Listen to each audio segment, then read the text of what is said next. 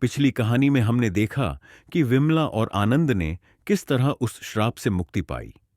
अब हम देखते हैं कि अगली कहानी में क्या होता है।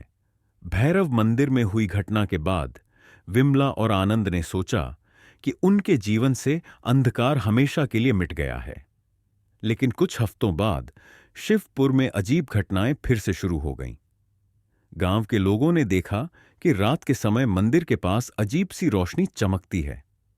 कभी कभी किसी औरत की चीख सुनाई देती थी और सुबह मंदिर के पास गीले पैरों के निशान दिखाई देते थे। आनंद ने इसे अनदेखा करने की कोशिश की, लेकिन गांव वालों के बीच डर बढ़ने लगा। एक रात गंगा ताई अचानक आनंद के घर पहुंची। उनका चेहरा पीला पड़ चुका था।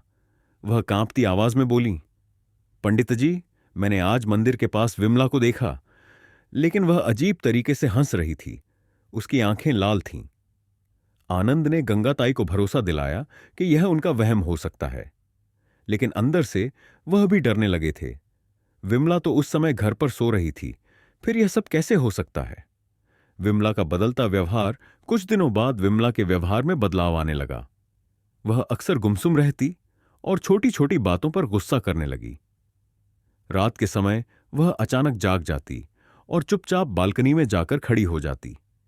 आनंद ने कई बार उसे टोका, लेकिन हर बार वह कहती, मुझे लगता है कि कोई मुझे बुला रहा है। आनंद ने महसूस किया कि भैरव मंदिर में श्राप का अंत तो हो गया था, लेकिन शायद कुछ ऐसा था जो अभी भी विमला को अपनी ओर खींच रहा था। प्राचीन पुस्तक का राज एक दिन दीनानाथ ने आनंद को एक पुरानी पांडुलिपि दिखाई। यह पांडुलिपि नारायणपुर के मंदिर से मिली थी। उसमें लिखा था, श्राप को मिटाने के लिए केवल यज्ञ ही पर्याप्त नहीं, परिवार के खून से जुड़े अंतिम रहस्य को सुलझाना होगा। जब तक अतीत का सच उजागर नहीं होगा, श्राप की छाया परिवार के साथ बनी रहेगी। आनंद ने पांडुलिपि को ध्यान से पढ़ा और महसूस किया कि विमला के परिवार के अतीत में कुछ ऐसा था जिसे अभी तक समझा नहीं गया था। उन्होंने तय किया कि वह नारायणपुर दोबारा जाएंगे और वहां के पुराने लोगों से विमला के परिवार के बारे में और जानकारी जुटाएंगे। नारायणपुर में छुपा सच। नारायणपुर पहुंचने पर आनंद ने विमला की दादी के घर के पास रहने वाले एक वृद्ध व्यक्ति से बात की। उन्होंने बताया, विमला की दादी ने कभी भैरव मंदिर के अंदर एक खतरनाक तांत्रिक क्रिया की थी।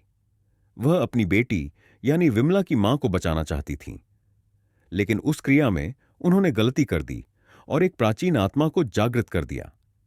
वह आत्मा अब उनके परिवार के खून से जुड़ी है।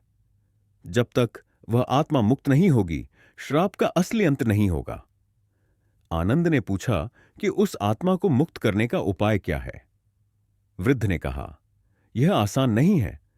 तुम्हें और विमला को एक आखिरी अनुष्ठान करना होगा, लेकिन यह बहुत खतरनाक होगा, क्योंकि वह आत्मा आसानी से मुक्त नहीं होगी।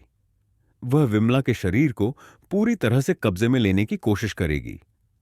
आखिरी अनुष्ठान आनंद ने विमला को सब कुछ बताया। विमला पहले तो डर गई, लेकिन उसने कहा, अगर यह हमारी आखिरी परीक्षा है तो मैं तैयार हूं। मैं इस श्राप से हमेशा के लिए छुटकारा पाना चाहती हूं।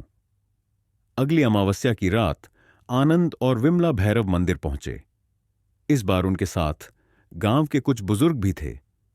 उन्होंने मंदिर के प्रांगण में पवित्र यज्ञ की तैयारी की। जैसे ही यज्ञ शुरू हुआ, अचानक चारों ओर अंधेरा छा गया। मंदिर के अंदर की मूर्तियां हिलने लगीं और तेज हवा चलने लगी। विमला जोर से चिल्लाई और उसके शरीर में झटके आने लगे।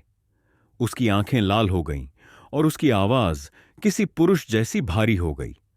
उसने आनंद की ओर देखकर कहा, तुम मुझे यहां से मुक्त नहीं कर सकते। मैं सदियों से इस परिवार का हिस्सा हूं। विमला अब मेरी है। आनंद ने हिम्मत नहीं हारी। उन्होंने मंत्रोच्चार जारी रखा, लेकिन तभी विमला ने एक बड़ा पत्थर उठाकर आनंद की ओर फेंका।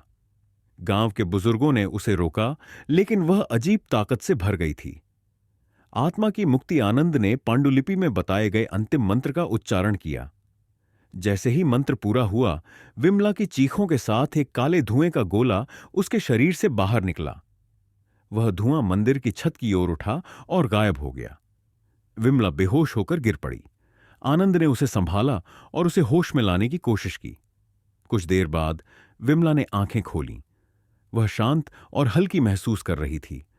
विमला ने रोते हुए कहा, अब मुझे वह अजीब खिंचाव महसूस नहीं हो रहा। मुझे लगता है कि वह आत्मा अब चली गई है। कहानी का अंत श्राप और आत्मा के जाने के बाद शिवपुर एक बार फिर शांत हो गया। विमला और आनंद ने एक नई शुरुआत की। गांव वाले इस घटना को चमत्कार मानते थे और मंदिर में हर अमावस्या बड़े यज्ञ का आयोजन करने लगे। यह कहानी केवल श्राप से मुक्ति की नहीं थी, बल्कि यह विश्वास, साहस और प्रेम की ताकत को दर्शाने वाली एक मिसाल बन गई।